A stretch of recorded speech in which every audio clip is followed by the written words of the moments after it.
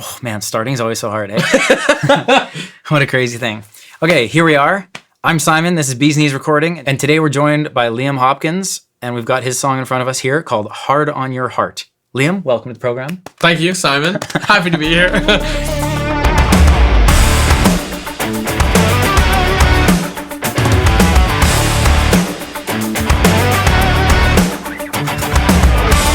Those eyes, I got the time. So this song just came out Yep. on not even a week ago, just Friday. Yeah, Friday. So we are February 4 6th. days in. Today is February 10th, and it came out on the 6th. So we're super fresh here. I just saw on your socials, you've got a handful of playlists on Spotify. Yeah. Alongside artists such as Avril Lavigne and Paramore.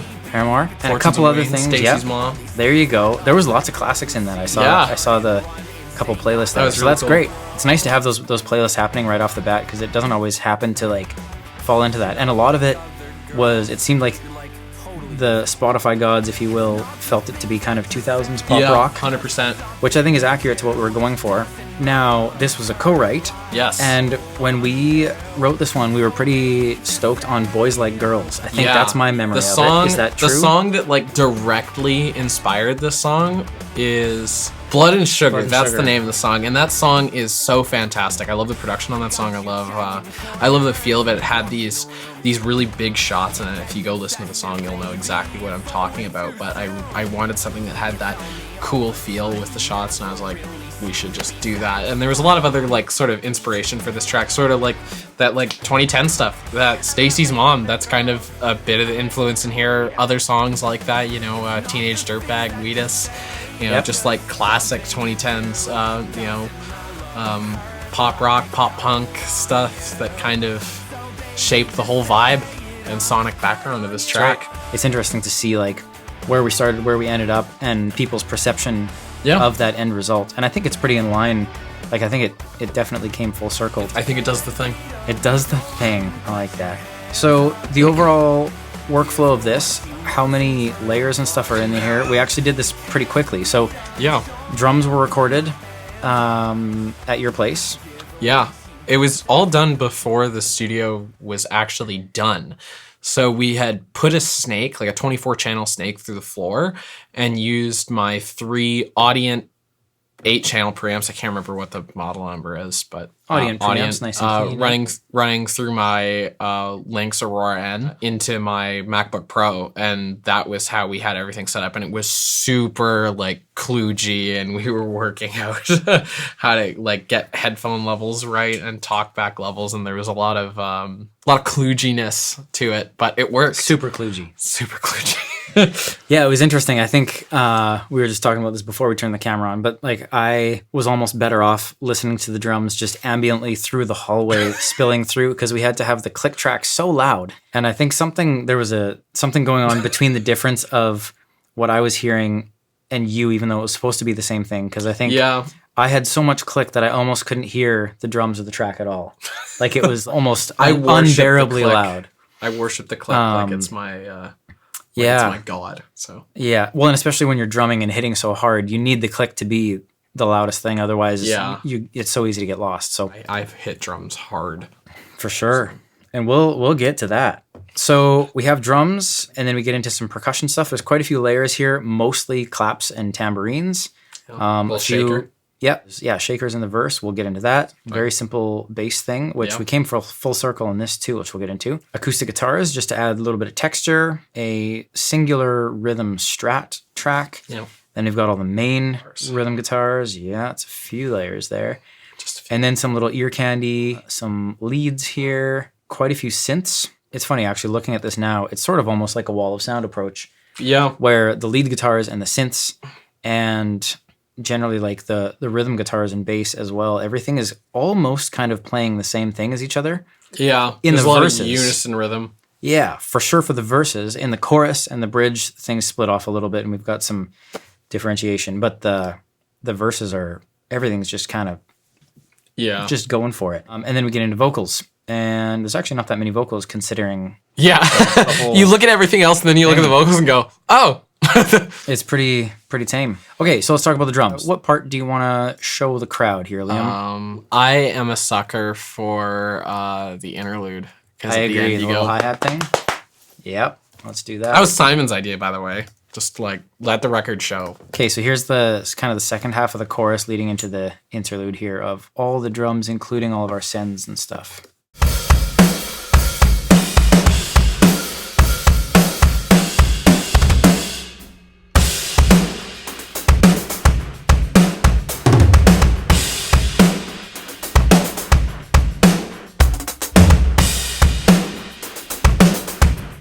That little now, this was a flourish is whole so nice. bunch of automation to get that to stand out. I killed all of the, or this is just your room mics, and then the super room die there completely, and the hi-hat gets loud as riled up.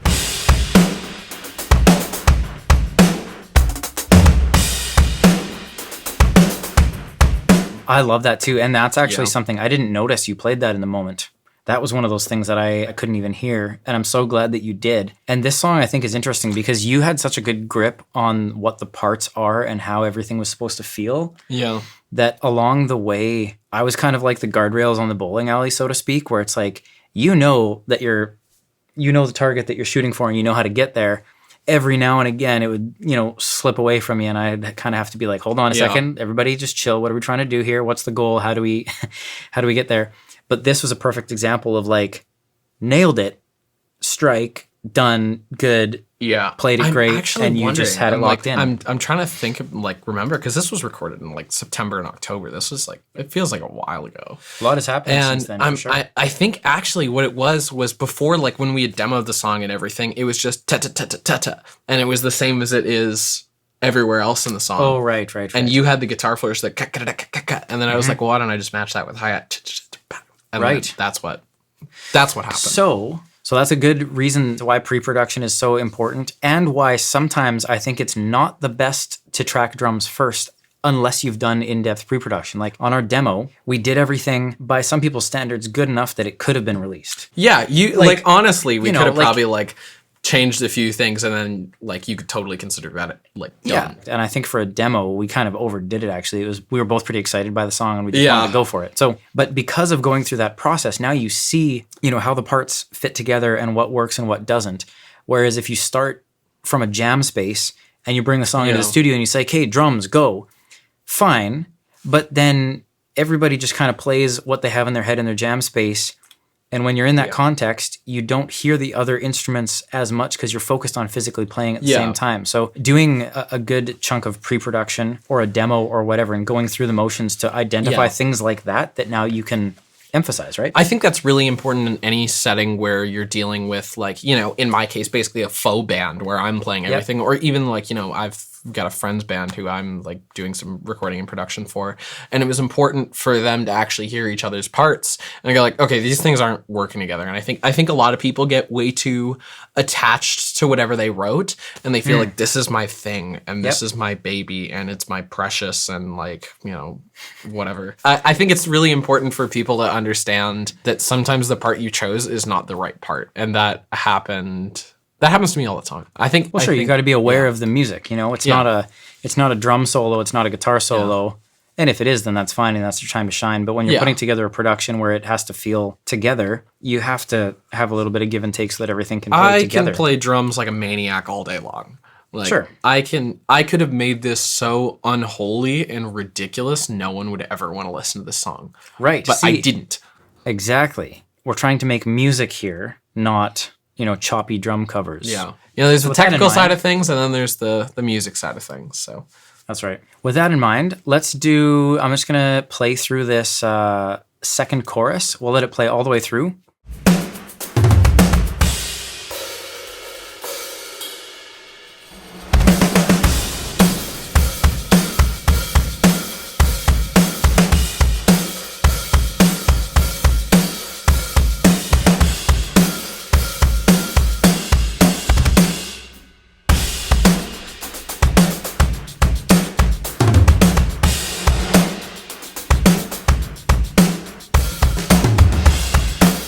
The only thing that I'm noticing here that would be cool to talk about is this telephone room. Yes. Which is actually providing the bounce and the delay. So here's what this sounds like.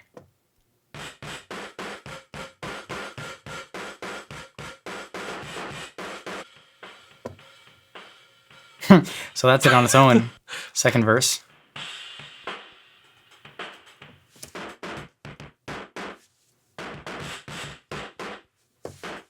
I don't even know. I got lost. Where are we even? Here's the downbeat.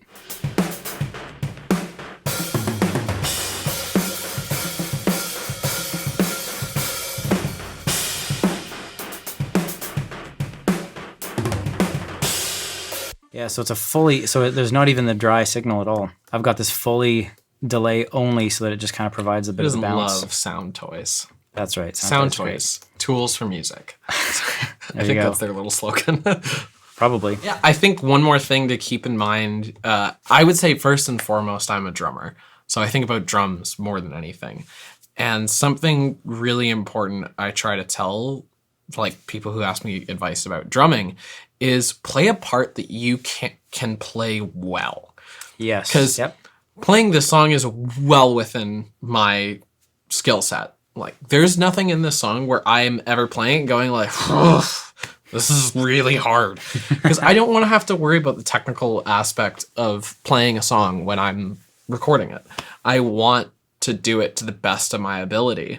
And I want to focus on playing the drums well for the mics and doing a good performance. And a performance isn't good if I'm going, I'm trying to like do something ridiculous. If you can't keep up with it. I find that a lot, actually. People try to overcomplicate things to make it a cooler part. Yeah. But they can't play it repeatedly. And if you don't get a perfect take and you can't do it sustainably over multiple takes, then it doesn't really add to the song. And especially in a recording context, like if you can, just simplify the part exactly like you said and absolutely lock it in so that every drum is consistent, then you don't have to rely on tricks or like doing any weird stuff to help it out. Yeah, I remember you'd actually, you mentioned this to me when you were comping the drums. I think you called me or you texted me and you were like, the takes are so close together. They're so similar. Like there's a few little like tiny fill changes where it's just like the feel is a little different or the note placements are different, but it's generally the same through every single take. Yes, which is great. Then it means it's intentional and you can sustain it. And then it makes it easier to, if we do have to cut something in, it sounds exactly the same and I don't have to do a weird janky edit. Okay, something that's really cool in this song just globally is the bridge. So I've hardly had this happen before in this like style of music, but we're at 107. I think it must have happened in the demo phase. We felt like as soon as it got into it started to kind of drag a little bit. So in order to keep it feeling the same, we had to raise the tempo here. So we go up to 109 for the first half and then 111 for the second half. And then as soon as the song breaks back down to just that, that's that noise that we added in there. It automates up when I go that section. Yeah, the only person who's ever actually noticed that the song gets faster and or at least has said anything about it to me is my dad. He's like, why does it get faster? And I'm like, he's the only person who's ever noticed. That's crazy, yeah. No one else has ever mentioned to me like, the bridge is faster. Yeah, I don't even really feel it when I listen to it. It just, to me, it feels the same because the groove and the feel of the performance is changing so much. The tempo change kind of just offsets that and keeps it feeling the same to my perspective. It looks like on a couple of these crashes, I pulled in some extra crash cymbals just to get more kind of clarity out of that. These are just samples that I had taken from various things, but not on all of them, just the main ones where I wanted a bit more separation or size or something. I just want to touch on, I want to see what we did. My dog attack. This is Teddy hitting my dog Ted in the belly, recorded it with an iPhone a few years ago. This is the only kick trigger that I've got, and it's a 5% blend, although quite loud, so I don't know what the actual balance would be. But just for fun, because I always want to talk about this, because this was something that was important to you when we started, is to not use too many drum samples. And I felt like I needed a little bit of help from this kick drum. So it's only on one. We've got 4 kick drum microphones. The sample is only on one of these microphones. And on that microphone, this is how significant it sounds. I'll toggle this plug-in on and off.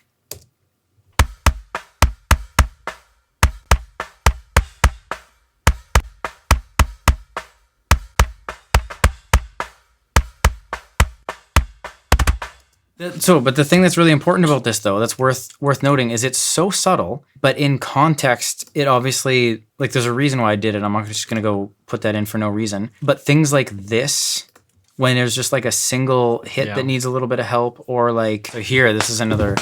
Hard on your heart. So it's enough. Like, I remember talking to you about this, and you didn't want those kicks to feel like they're like triggered modern double kick things. Yeah. But I mean, you also chose to play that part, so I don't want to lose the integrity of that part. Otherwise, play a simpler part. You know, like if you're not going to hear the definition of the notes, then why are we doing it? It doesn't have to be like perfectly articulate. And I bet most people that listen to this don't hear that. Probably not. But if you're a drummer and you're listening to that, because of a little bit of help there, it's like, oh yeah, I can hear that. Yep. It's all good. And just consistency, like this is cool to see as well. Like you were very consistent the whole way through the song. A couple downbeats and stuff are a bit more powerful, but that's fine. They should be. And then even the bridge, you're constant. But then the second half of the bridge, you play heavier. And that's cool to see. And then you settle back in to, let's see if I can get, yeah, so just look at the top of my blue line there. Like your dynamics on these kick drums is like you're very, very consistent overall. Like your averaged, performance. So that's good to see. And that's another way that we could use less samples. So, and there's nothing on there's no snare trigger. There's no It's like, toms. There's no nothing. So you want your drums to sound big and loud? Okay, hit them like you mean it. Yeah, hit well, them. that's the thing too. I play drums like they owe me money. And you know what they do? They do owe me money. I spend a lot of money on drums. They do owe me money. One of these days, now that you've got a song out, maybe you can get some streams and sales. That'd be nice. I don't want to get into the mix of this too much. This is more about the art. That's right. Well, I like talking about, the performance and the production and the ideas. The mix is always like, people can mix it however they want. Mix is like a sandwich. Everybody can make one, but they don't all taste good. They don't all taste the same. They don't all taste that's what I was trying to say. Okay, percussion. So here's some good stuff, such as a Ford Ranger Slam, one of my favorite sounds.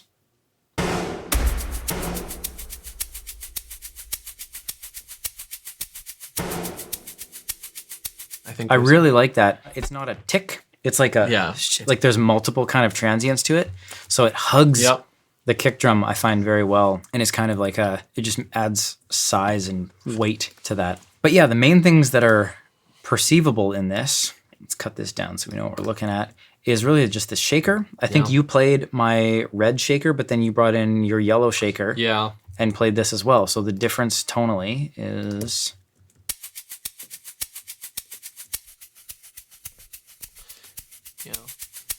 They add up together to make something very cool. But I am very partial to that LP yellow shaker. Latin percussion, call me.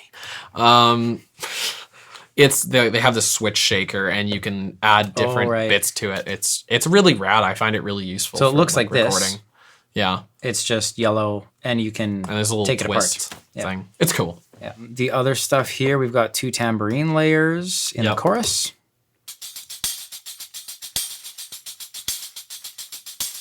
Didn't we use 2 tambourines for that as well? Did we end up?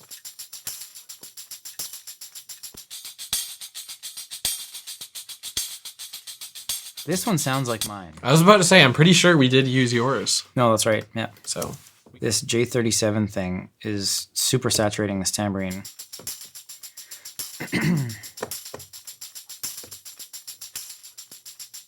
Yeah.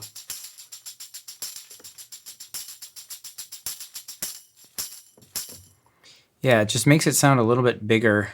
It's actually not as extreme as I thought it would be. Make it sound a little bit bigger and takes out some of the kind of harsh pokiness of it. Yeah. Bridge here, we have tambourine claps. Yeah. And a few other little diddlies. Here's what that sounds like.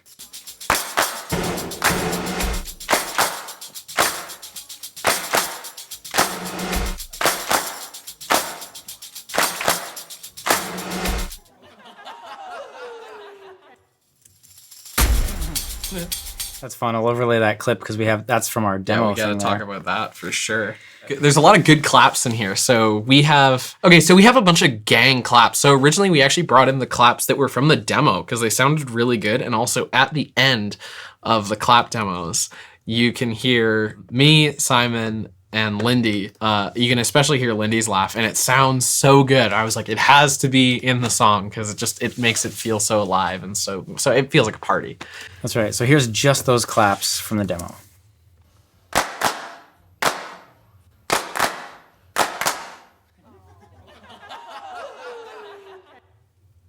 That's just nice. great. I like And then that. to really make it feel like a party, I threw one. So when I went to Vancouver with Jess, we threw a post-shoot party for the people who were in the video. And I had my phone with me, and then I just thought, oh, I should take audio of us clapping and singing the song. So you took the claps into a stem splitter, right? I did. Yeah. Well, you were singing and clapping at the same Yeah. time.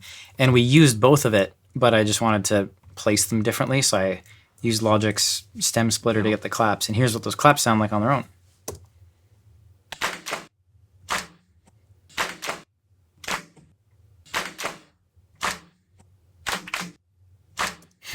That's pretty janky, actually. Yeah, they sound weird. There's a lot of weird kind of stuff there, but when you add all these claps up together, It works. Feels good.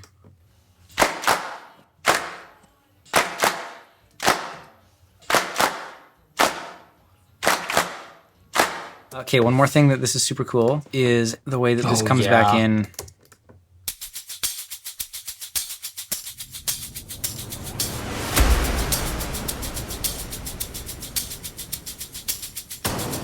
That's going into that last chorus. Yeah, Oh, and there's a sub on this too. Here, let's do this one more time. damage is really fun.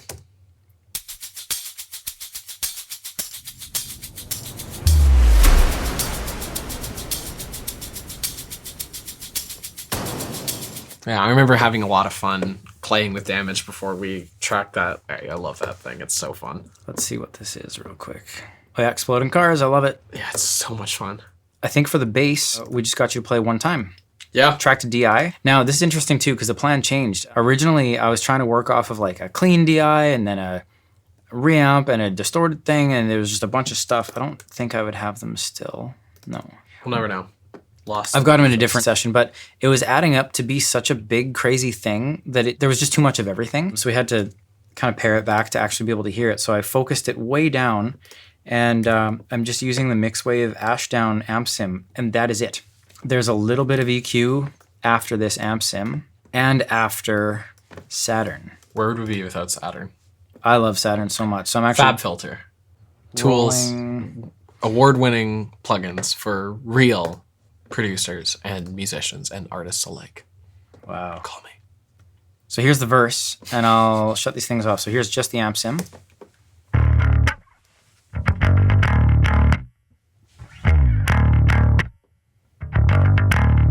With Saturn. Helps a lot. Let's go back to the start.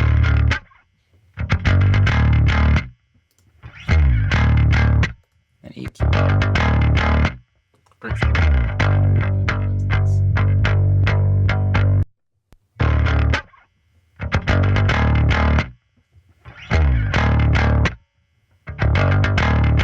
So that's about it. Looks like I'm controlling the pick attack there a little bit with this one. Yeah.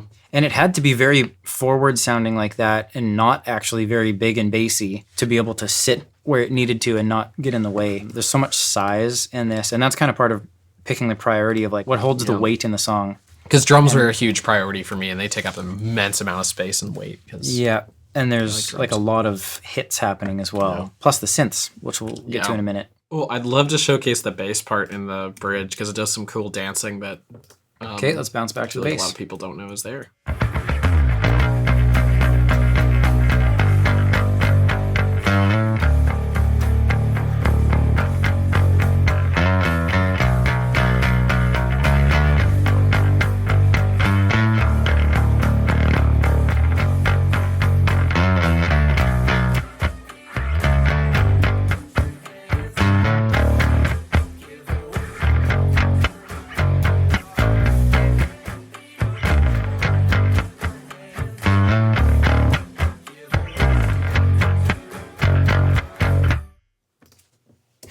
Yeah, that's cool. I love that. I love that bass part. And there's some other stuff in the chorus where there's little riffs like that, and they're all kind of strewn about through the song. So go back and listen and tell me how many you can catch. Okay, acoustic guitars. A good example of how these fit together in the interlude with the hi-hat part. You'll be able to hear this, I think.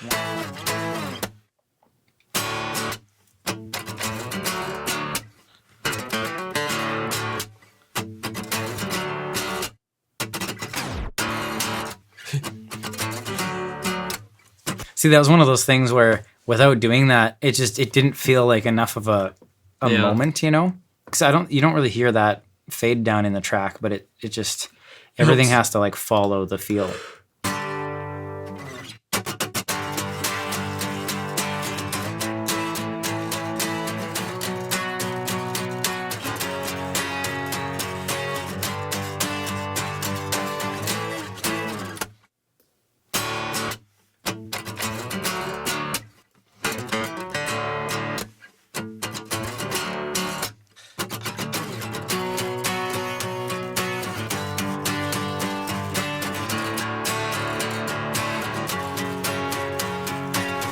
Quick little thing for our solo strat. Yep. I'll just go verse because I like that.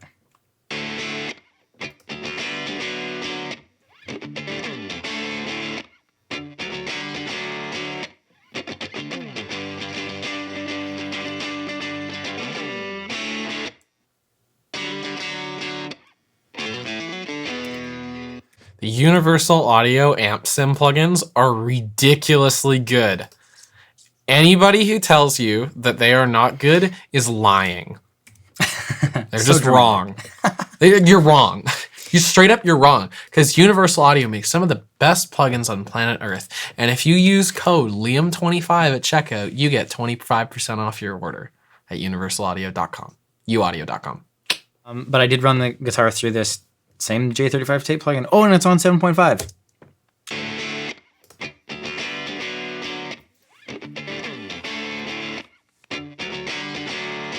Add some fun.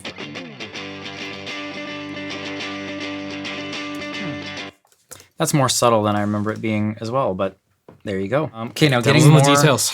into the electric stuff. We pulled these chuckas from the demo. Yeah, because they just sounded so good.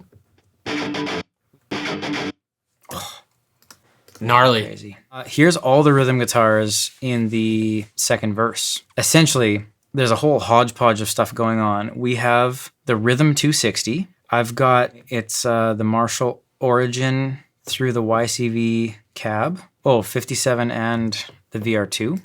57? Yep. With you? Felt right. Yep. And then we also have a little bit of the same amp head, the Marshall Origin, going through a different V30 cab. And this is obviously reamped. Yes, well, it's all Marshall. I mean, you were stoked on using your Marshall, and then if I was going to tweak or supplement or whatever, since I had a Marshall laying around, I figured I might as well use that. And then, yeah, this was interesting because we had a big old news conference. I think we said, like, was it 4 or 5 mics? I think 4. Mics, yeah. It was like on your Marshall cab. 57, 421. 57, 421, 260, and 160. Yes. Something about that, I just felt really kind of thin and very harsh. And I don't know, I couldn't get around it. Like this kind of...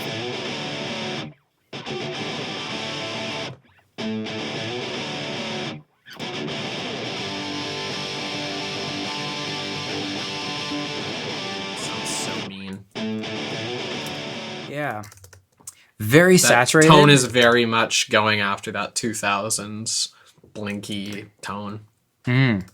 Yeah, super saturated, super kind of fizzy, and I think it was important. Like it's significant in the overall tone. It didn't feel right without it, but it was so much of that. It was crazy. So here's the verses with everything here. So this is with the Strat and all the reamps and the original 260 and everything.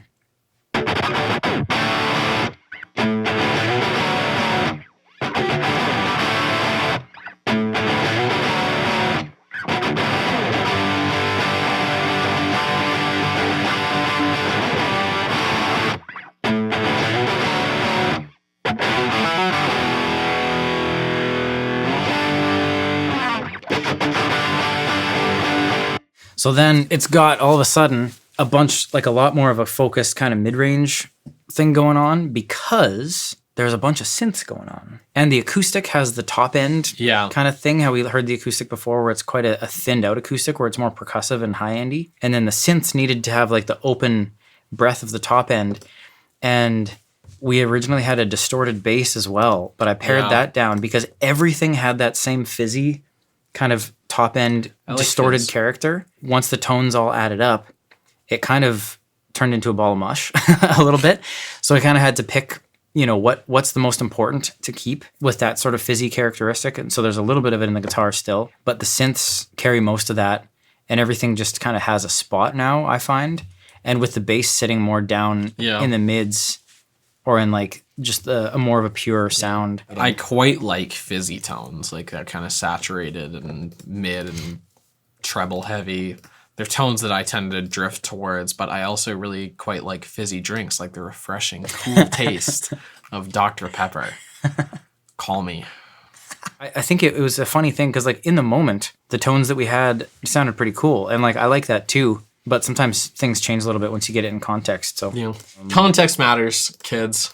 Context is honestly all that matters, because there's sounds that sound either objectively good or subjectively good or bad when you're just listening to it. But in a different type of context, it totally changes the perception of the sound and how it fits. So like I would never say that there's a sound that works, or a playing style, or a guitar, or a anything. It always just depends on what you're trying to do and what the song needs, you know? And I feel like if we had less, like maybe if there was no synths, that tone might have fit a little bit better. But the synths end up making a huge part of this song. For sure, yeah. Like, I think way more than probably some people even realize. Totally, yeah. And that's back to that kind of wall of sound thing where like a lot of the parts are playing a similar thing, so you don't necessarily pick them out. It just adds to be this like powerful kind of thing. So let's talk about lead guitars here. There's a lot of cool lead parts in here. In the verse, we've got this little, this was Simon's idea, and it was kind of a last minute idea, but it adds so much groove and motion to the song. It's a little tick, tick, tick, tick. I'm just cycling on one note and just... Yep, here's this.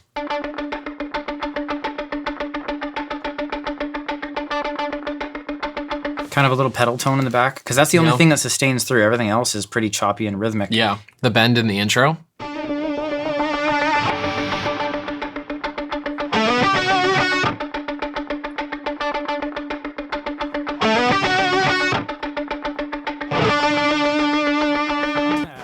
I think that was all on my Tom DeLonge strat, and just playing it with a lot of attitude and a lot of, you know, playing it like a bit of an asshole. With the yellow guitar. Yeah, you're right. Yep. Seymour Duncan Invader, just volume. That guitar rips. Fender guitars. Sorry, I'm going to stop. I'm going to stop. The bridge part is probably the coolest part. This part until the end of the song. Yeah, so there was a synth part that we had come up with in the bridge, that da da da da da da da. I'm not Charlie Puth, so I'm not going to go any further than that. And then we thought, oh, how about we get the guitar to mirror it? And just added some slides and a lot of attitude, and it really brings the part forward and makes it feel a lot less, because the synth patches feel very whimsical and floaty and just, I'm pretty. And this makes it a little more rocky, and it gives it a lot of emotion, I feel like. And it is only this take. I think it looks like I nudged one of these just to feel a little bit more slightly in time. But this whole take is just the last take that we did one time through, and you nailed it.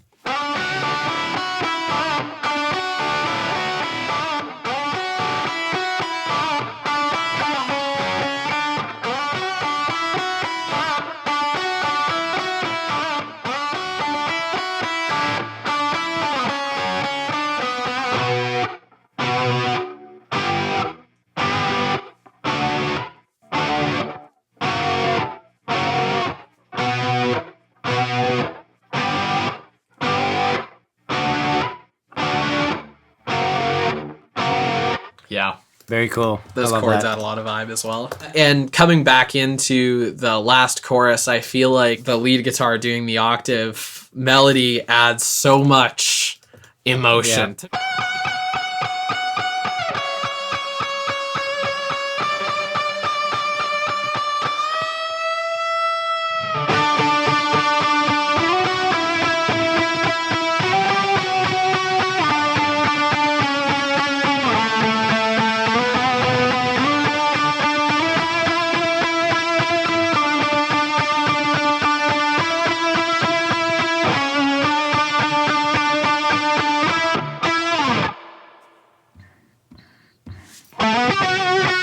Yeah, I love those lead parts. Is it in one of the leads or is it in one of the rhythms? The last just noise that ends the song, really, guitar noise, just. I think that's all just the rhythms.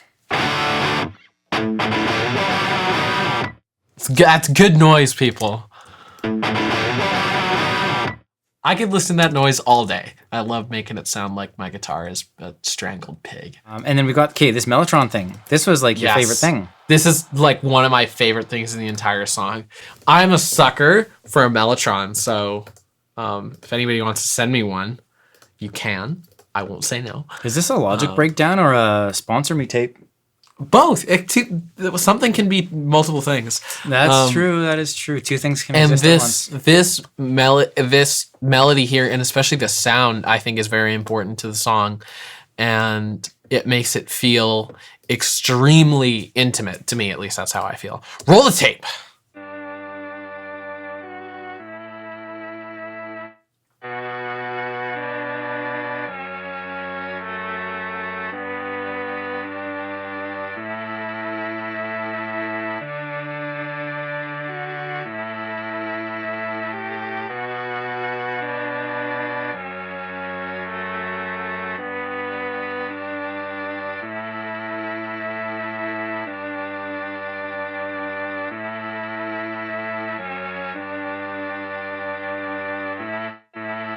To me, that sounds so sad.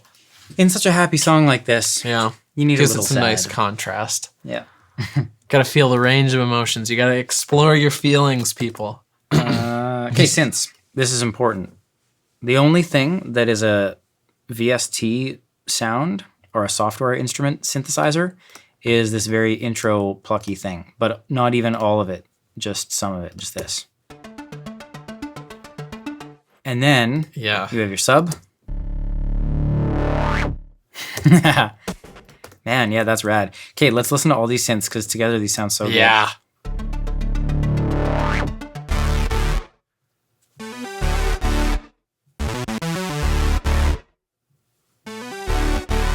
Here, let's get our percussion and synth going, just because that's a cool combination.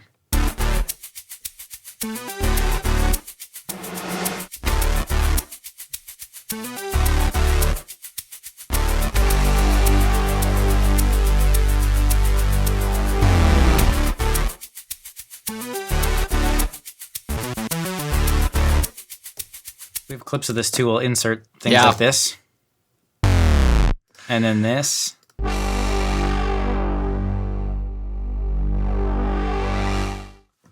That synth has so many great sounds. That's good. My Moog Subsequent 37. That was my dream synthesizer for a really long time, and I picked one up used a year or two ago. I don't know. And it got used liberally throughout this recording, and Americans as well. Right? You know, it's a rock and roll synthesizer. But yeah, no, seriously, this thing rocks, and the sounds that you can get out of it. Like, we had so much fun. Yeah, I think that pretty much covers it for the sounds, though. Like in this song, that was all the parts. Yeah, and there's of course my Roland Juno X. That's my baby. I had just gotten it before we started recording this, and I've wanted a Juno since I started playing keyboards. I begged my dad for years. Yeah. Here's the bridge. Let's do the bridge first, because the bridge 'cause is a great section.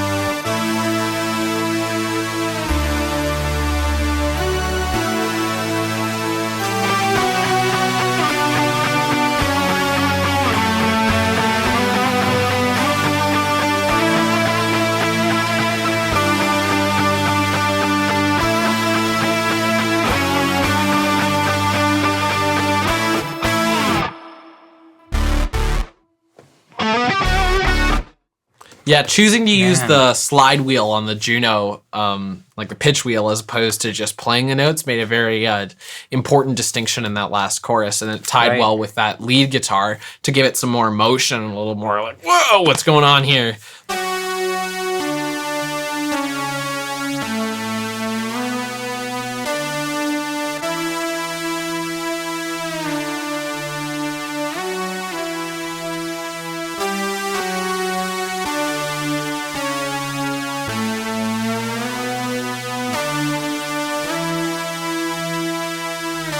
It's like I'm conducting an orchestra of Neez. Oh, I love it. Good. Simon loves it. That's great. And that means you should love it too. That's such a nice line. Yeah, it adds so much vibe. This, again, I just got to touch on this because this, to me, made the huge difference. I feel like, so essentially, it was this.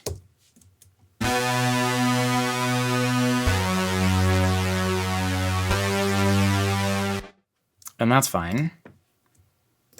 But everything was going up the octave because you're playing a 4-string bass, so that B has to be high. The synth was going up, and everything was up to get to that B, and something had to go down. So I took it and octaved this first part here so that this same synth part now sounds like this. And then it dies off because it comes back up and joins. So these now together work like this.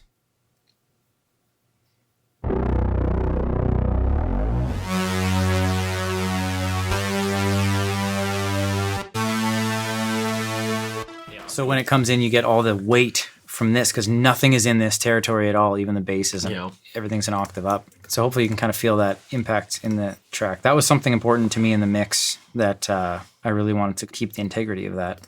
Okay, bells, synth. I think that's okay for that. Yeah. Oh, this is that little addition in the pre. Oh yeah, that's right.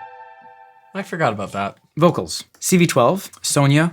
Your vocal coach was here. My vocal coach, Sonia Reed. Thank you, Sonia. Talk about Sonia. Sonia is the most absolutely fantastic vocal coach, probably one of the best in the world, and I'm willing to like die on that hill. She teaches a specific technique called the neural vocal method, and it is incredible. If you like put the work in and work at it, like I've become such a better singer in the just over a year I've been with her. Because before I had like some really terrible singing advice from people and some good advice as well, but like nobody really taught me how to sing well.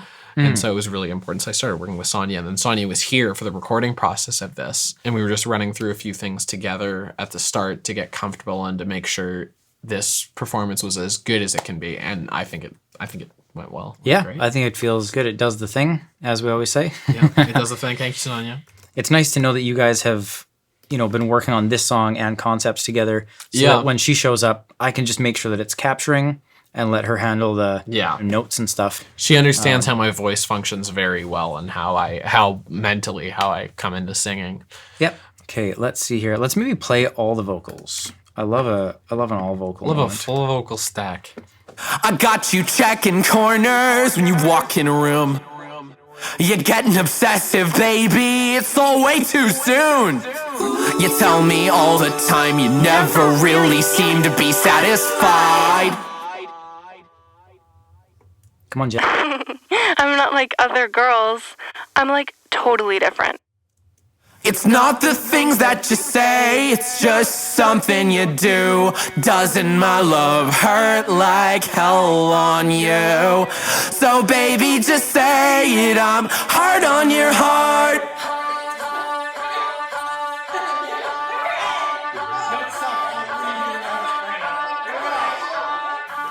If you can't beat 'em, join and put your hands up. Give her what she wants and turn a blind eye. You can't beat 'em, join 'em, put my hands up. Give her what she wants and turn a blind eye. You can't beat 'em, join and put your hands up. Give her what she wants and turn a blind eye. You can't beat 'em, join, I'll put my hands up. Give her what she wants and turn a blind eye. Not what you say, it's just something you do. Yeah, I love the harmonies in the bridge. They got some So aggressive. yeah. If you can't beat 'em, join and put your hands up. Give her what she wants and turn a blind eye. You can't beat 'em, join, I'll put my hands up, up, up. Give her what she wants and turn a blind eye. Yeah. That's killer. I love it. Yeah, of course the main vocal sounds really cool. And then there's The only thing that I hopped in on here on the demo, I did some of these background vocals. And in the case of the demo, I sang them well enough that they were usable because we ended up going with these. Yeah. But that's my little contribution there. And then special vocals. We've got Jess and we've got some party vocals. And we got a lot of party vocals. So we'll start with the party vocal. So like I had mentioned before with the claps, so we isolated the audio from just the singing to get the claps out of it. And you can hear, you know, talking and like room noise, all the reflections. But it's literally just the sound of like 15, 20 people just singing the song, and I'm kind of leading the charge.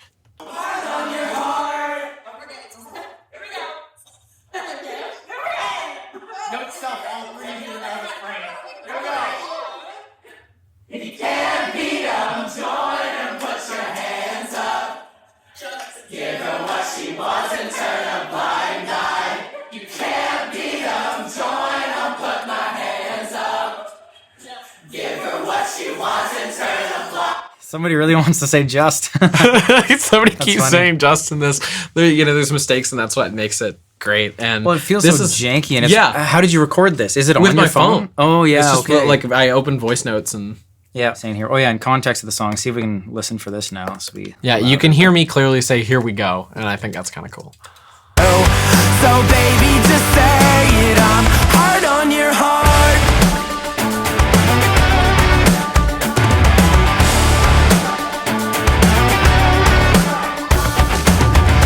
Can't beat 'em, join. Yeah, it's mostly there just to kind of fill out the ambience. Yeah, makes it really feel like, because I like that bridge is. The bridge of the song, from like a songwriting perspective, is almost like writing for sport, if that makes any sense. You know, when we were writing the bridge, we were like, where does the song needs to go? And I was like, man, I want something that's just going to be fun for people to listen to and like just sing along to. And so literally just that was the whole concept of the bridge. So that's why it's like, if you can't beat them, join and put your hands up, is it's literally just trying to write something to encourage people to interact with the music. And then you've got... Yeah, the most important part of the entire song. Best for last. Yeah, this is... So, of course, the song is about my girlfriend, Jess. When she was living in Vancouver, going to school, I flew out for a weekend before we had started, like, finalizing the recording of this song. And I brought my little, like, Scarlett 2i2 with me, my laptop, and a telephone mic that was made for me by... Yeah, I built it with Matt at Facca Audio. Matt Facca from Facca Audio. I've got one of them too. Yeah, we were just in our bedroom, and I was like, oh man, you know, that like her whole like apartment was so lively. It was just like, just take the phone mic, go under the covers, and just like, I got her to do it like 20 or 30 times because I was like, yeah, I don't want to have to like do this remotely or try and get like a little like phone recording. So I just gave her my telephone mic. She went into her bed, and we just did a bunch of takes and chopped them together and made all her parts, and they're really adorable. Yeah. So parts like this. Hello? Yeah. In context. Keep on coming round, banging on my door. I tried to tell you, babe.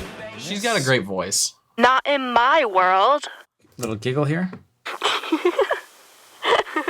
You know how hard I had to work to make that girl giggle and for it to sound like not extremely forced? Never really seemed to be satisfied. Yeah, that's right. Because this... She kept rushing in this part. So we had to just cut it up so that the syllables kind of landed. And they're not perfect still, but it had to still feel like she's singing with the song. I'm not like other girls. I'm like totally different. In context. I'm not like other girls. I'm like totally different. And that is it. Let's do a little bit of a fun thing. So let's grab drums, let's do percussion and synths. Yeah, that's a great idea. It's a really beautiful thing. Like, I think especially showing the in this- bridge with that, yeah. Yeah. Great idea.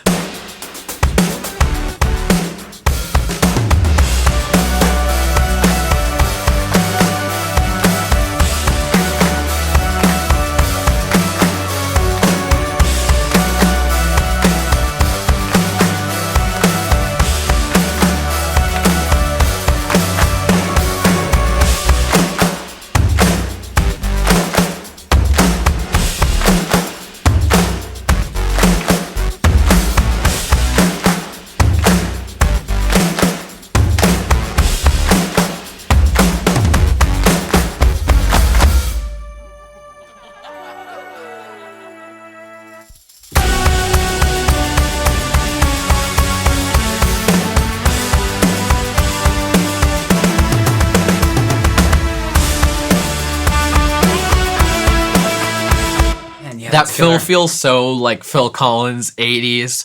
It's just such a moment in the song. I love that fill so much. Just shaga do do do that do do do that. Yeah, well, that rhythm is very like tip your hat to In the Air Tonight. But it's the same thing. Yeah. It's just phrased slightly differently. It's the same thing. So Yeah. if anybody ever had that thought, yes, I did do that. Well, that about covers it. And now you go listen to the song. That's right. You got to listen to the song. Thanks for joining me for this. This is fun to get your perspective and just hear things that you either thought are cool or just helping me out with this, because it was a big part of the process. And on that note, it is time to end. Before we leave you with the last chorus of the song here, where can people find you? Instagram? YouTube, Instagram, Facebook, TikTok, my website, liamhopkins.net, streaming, Apple Music, Spotify, Tidal, all the major services. I'll see you there. Here's the chorus. Blind eye. Not what you say, it's just something you do. Doesn't my love hurt like